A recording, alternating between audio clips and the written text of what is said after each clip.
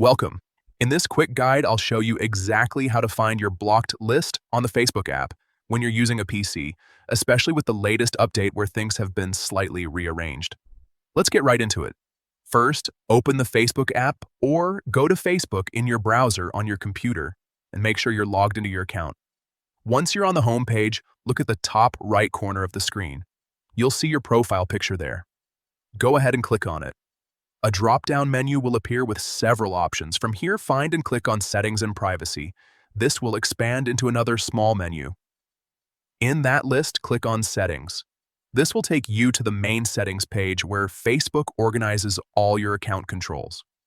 Now on the settings page, you'll see a sidebar or menu with different sections. Look for the option labeled Blocking. Depending on your layout, you might need to scroll a bit to find it.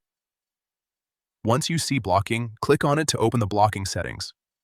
Inside the blocking section, you'll find different categories related to restrictions. To view the people you've blocked, look for the option that says Edit next to the Block Users section.